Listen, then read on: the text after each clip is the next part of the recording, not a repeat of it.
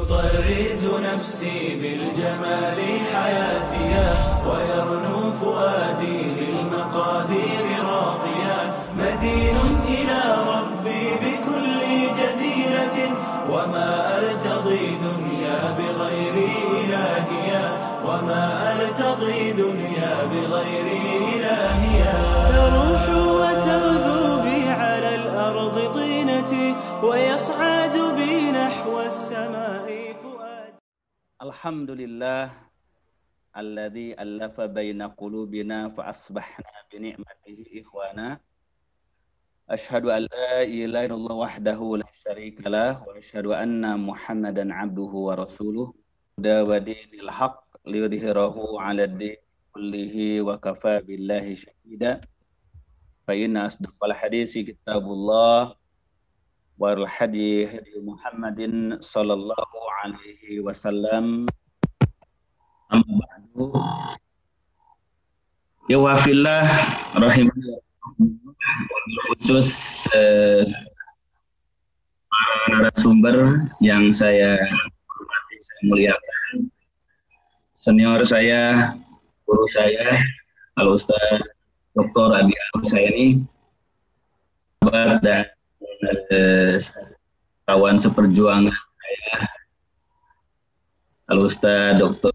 Haq, begitu pula Dr. Rasmin, dan juga saya muliakan sahabat seperjuangan Dr. Imam Jamrozi, hafidhakumullahu jami'an. Dan yang saya hormati, saya muliakan seluruh partisipan dan seluruh para peserta di dalam acara webinar malam ini. Semoga pertemuan kita, perjumpaan kita ini dapat menjadi sebuah perjumpaan yang baik untuk kita bersama-sama mengambil faedah ilmu dari bukan hanya dari narasumber, tapi insya Allah dari interaktif dialog di antara kita semua insya Allah. Karena keterbatasan waktu kita, insya Allah saya diberi kesempatan kurang lebih 20 menit untuk mencoba menyambung apa yang telah diawali dipaparkan oleh guru kita, Al-Ustaz Dr. Nasirul Haq, berbicara tentang peradaban dan pendidikan. Kalau kita membuat sebuah perumpamaan sederhana, seperti apa sih bangunan peradaban itu, kemudian korelasinya dengan sistem pendidikan yang diterapkan pada sebuah umat atau sebuah masyarakat di suatu zaman dan di suatu tempat. Kalau kita mencontoh kepada Al-Quranul Karim, di mana Al-Quran memberi keutamaan tentang bangunan tauhid yang lahir dari prinsip dasar kehidupan la ilaha illallah, itu laksana sebuah pohon yang sangat baik, kasyajaratin thayyibah, di dalam surah Ibrahim, di mana sebuah pohon yang kokoh, yang hebat itu mau tidak mau mesti mencakup 3 aspek yang penting. Yang pertama adalah yaitu asluha sabitun. Ia memiliki akar tunggang yang sangat kuat, memiliki akar tunggang yang menghunjam di dalam perut bumi. Sedangkan yang keduanya adalah ia mesti wafar sabitun, aslu hasabitun wafar uhapis sama. Cabangnya itu adalah menjuntai ke langit. Artinya dia memiliki batang, dahan, ranting yang kokoh kuat sebagai kelanjutan dari adanya akar yang kokoh. Kemudian tu'ti ukulaha kullahinin bi'idzni rabbiha. Ya, melahirkan buahnya yang melimpah ruah di setiap musim. Nah, kalau kita menarik permisalan yang digambarkan dalam Al-Quran ini ke dalam sebuah peradaban kehidupan suatu umat, suatu bangsa, khususnya kaum muslim, maka begitu pula di dalam peradaban. Peradaban itu rohnya itu, fondasinya itu memang tidak nampak, tidak terlihat. Ialah yang menjadi spirit dan yang menjadi visi daripada lahirnya peradaban yang nampak itu. Nah, adapun yang nampak peradaban itu, ia termanifestasikan atau terlihat dalam bentuk, yaitu produk-produk yang bersifat material, yang terlihat bagaimana dari lahirnya umpamanya seni arsitektur bangunan, tata kelola perkotaan, kemudian bangunan-bangunan dan gedung-gedung yang canggih, yang modern di masanya. Tetapi juga ada produk-produk peradaban yang bukan bersifat material, yang immaterial. Itulah seperti bagaimana lahirnya karya seni dan sastra. Kemudian tata pergaulan dan adab sopan santun, interaksi kehidupan masyarakat di suatu umat, suatu bangsa. Itu yang kemudian disebut dengan adab atau akhlak atau sopan santun.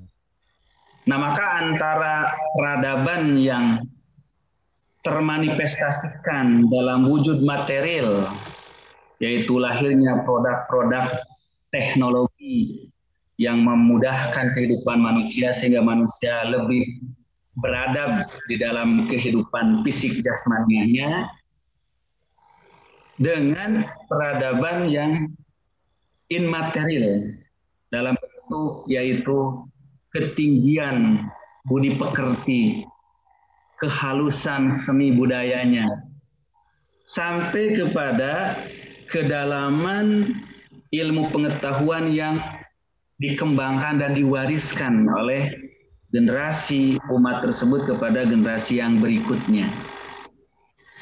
Nah, kalau kita perhatikan, memang peradaban modern saat ini itu lebih tertumpu kepada peradaban material.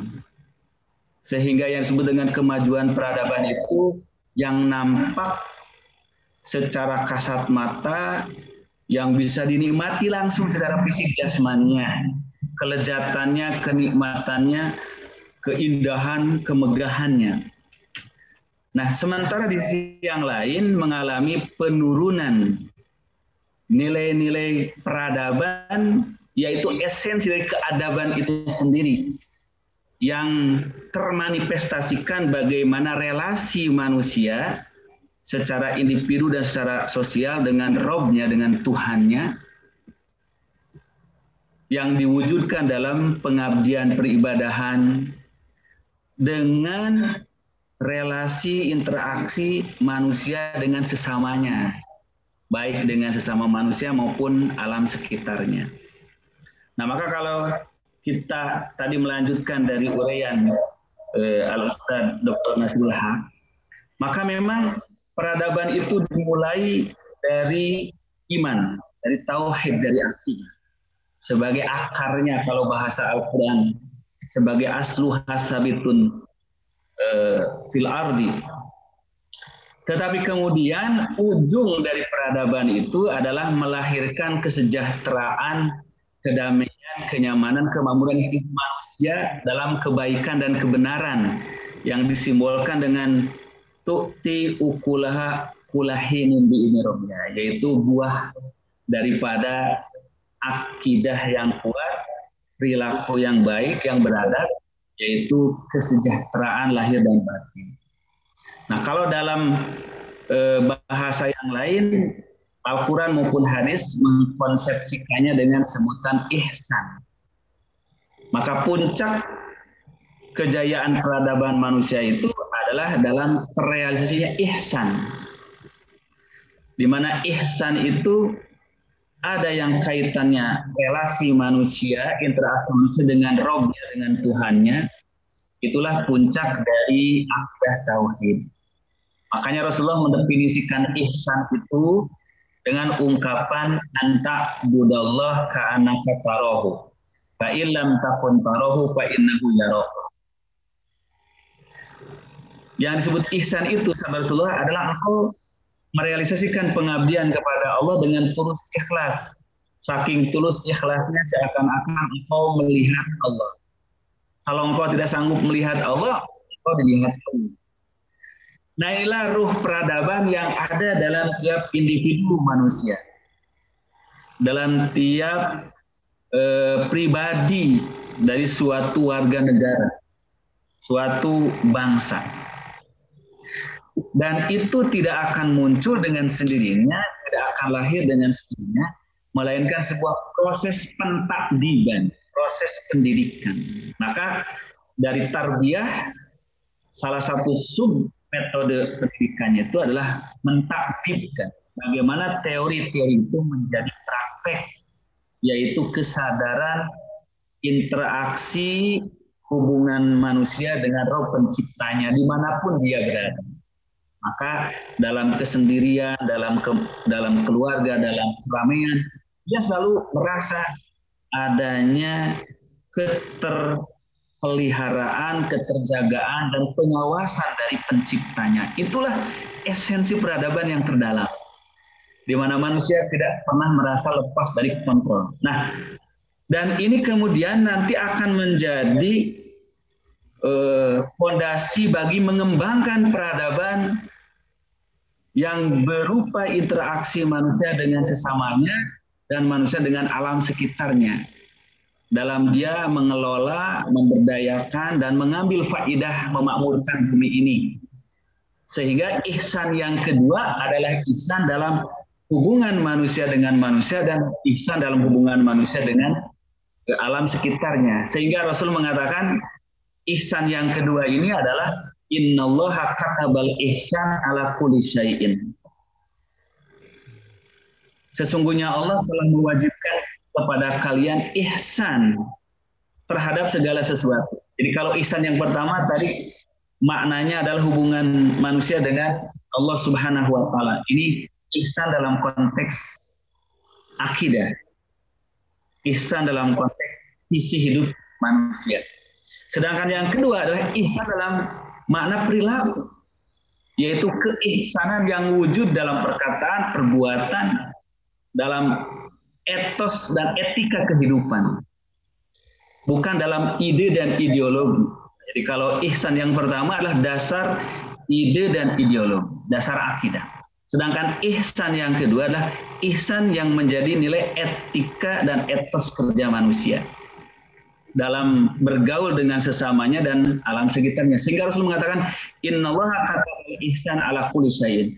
Fa idza dzabhtum antuhsinu dibhata. Kalau kamu menyembelih saja hewan, harus ihsan menyembelihnya, itu harus beradab, harus berakhlak. Apalagi kepada yang lain. Nah, sampai dalam konteks ini bagaimana penghormatan Islam terhadap makhluk hidup. Maka puncak dari keberadaban manusia sebagai manusia yang berperadaban, ya ada senantiasa menjaga keadaban di dalam hidupnya. Itu adalah penghargaan terhadap hidup itu sendiri sebagai karunia Allah Subhanahu wa taala.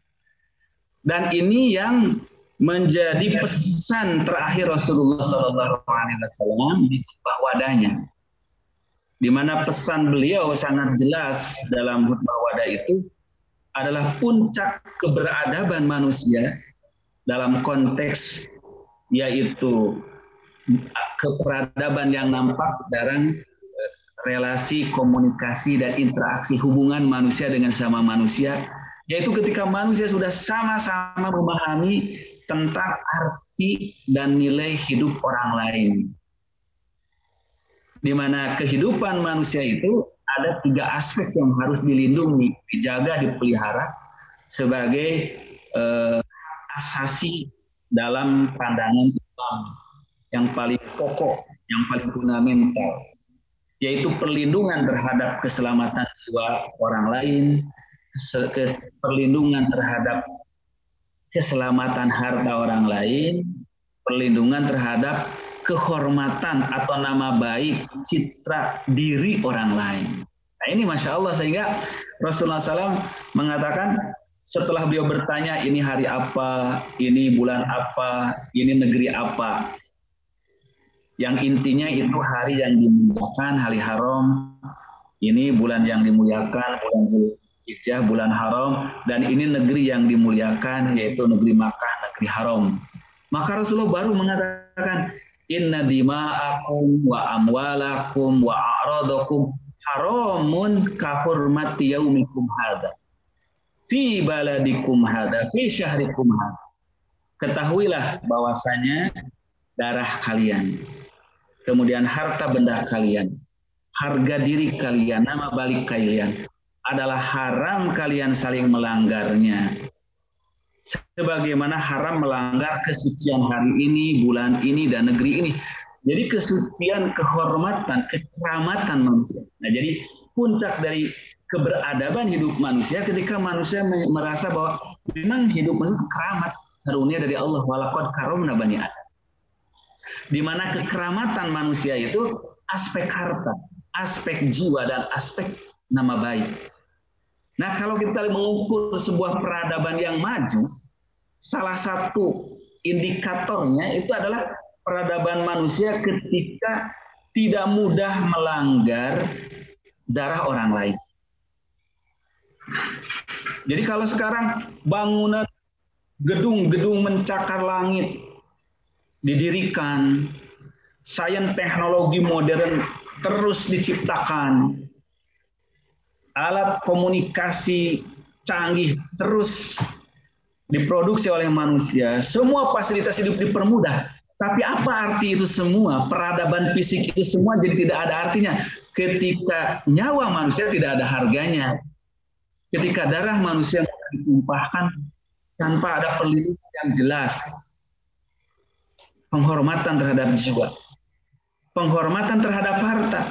Ketika kekayaan manusia mudah dikorupsi, mudah dicuri, mudah dirampok, tanpa ada pertanggungjawaban yang jelas di depan hukum dunia. Kalau di hukum akhirat sudah jelas, itu Allah tidak akan pernah membiarkan kezaliman. Begitu pula tentang harga diri manusia, nama baik manusia. Sehingga Islam dengan tegas harga diri manusia wajib dilindungi. Jangankan dia tidak berbuat, benar berbuat pun kalau bisa ditutupin. Nah, kita lihat sekarang justru kemajuan peradaban dalam tataran material dan peradaban yang maju dalam tataran ilmu pengetahuan, sains dan teknologi justru menghancurkan inti peradaban tertinggi bagi manusia itu sendiri, yaitu jiwa semakin mudah dihancurkan, pembunuhan, peperangan, kemudian harta benda manusia makin mudah untuk dirusak, dirampok, diselewengkan, dikorupsi, dirampas. Begitu pula nama baik seseorang semakin mudah dilanggar dengan hoax, dengan menyebarkan fitnah, dengan menyebarluaskan keburukannya, yang bahasa Al-Quran adalah itu ghibah dan fitnah. Nah, jadi kita perlu sekarang menakar kembali tingkat keberadaban kita dengan pencapaian sains teknologi, dengan pencapaian peradaban material ini. Ini ada apa di peradaban kita saat ini gitu? Kok peradaban material yang semakin melimpah ini tidak menjadi jaminan semakin beradabnya interaksi, hubungan, korelasi manusia antara dirinya dengan tetangganya, antar satu bangsa dengan bangsa yang lain. Nah, saya kira di sinilah letak pentingnya pendidikan kita untuk kembali ditinjau, dikaji. Karena ini ternyata kerapuhan keberadaban interaksi sosial ini bukan hanya menimpa negeri-negeri yang dapat dikatakan mereka mungkin ateis, mungkin sekuler, mungkin liberal. Bahkan dalam tahapan tertentu, mereka bisa lebih menunjukkan keberadaban di internal mereka sendiri dibanding dengan kita sebagai pemilik akidah tauhid. Nah, saya menawarkan salah satu solusi, dan ini mungkin sudah banyak diterapkan, yaitu kita harus memperkuat integrasi metodologi pendidikan kita dan orientasi pendidikan kita antara kekayaan nilai-nilai dan norma-norma yang bersifat spiritual dan normatif dengan kajian-kajian yang bersifat aplikatif dan empiris. Karena tanpa memadukan dua hal ini, saya kira kita akan memiliki sumber peradaban spiritual yang sangat kaya raya, tetapi kita jadi miskin di dalam implementasinya. Kalau tadi Dr. Nasrul Haq mengutip hadis Nabi tentang al-imanu bid'un wa sittuna syu'bah atau bid'un wa sab'una syu'bah. Iman itu ada 67 atau 76 cabang dan lebih. Tertingginya la ilaha illallah. Jadi ternyata makin tinggi itu makin abstrak gitu. Tetapi yang terendahnya, yang terdekatnya itu adalah imatatul adza anit thariq. Atau dalam hadis yang lain al-iman situn bid'un wa situna syu'bah wal haya'u sebagian minal iman. Malu saja itu bagian daripada iman. Nah, sekarang kita contoh aplikasi dari malu itu. Malu ini kan masalah normatif. Gimana sih wujud malu bagian dari iman tuh? Dalam tataran praktiknya, ternyata sifat malu melanggar tata sosial, sifat malu melanggar keberadaban berbangsa, bernegara, bersosial, ini lebih ditunjukkan oleh orang-orang yang di luar Islam. Bagaimana umpamanya di Jepang ada seorang menteri perhubungan, dia mengundurkan diri sehari setelah terjadi ledakan kereta api bawah tanah, gitu loh. Itu berarti mereka telah mengimplementasikan ruh peradaban malu itu menjadi etika dan etos kehidupan bermasyarakat mereka, bernegara mereka, sehingga rasa malu itu berubah jadi peradaban, keberadaban bernegara. Nanti kita umpamanya sudah jelas-jelas seorang pemimpin itu salah, keliru, menyimpang, di demo suruh mundur gitu, itu tidak punya rasa malu gitu. Nah umpamanya, jadi ini apa yang salah gitu? Apa yang salah?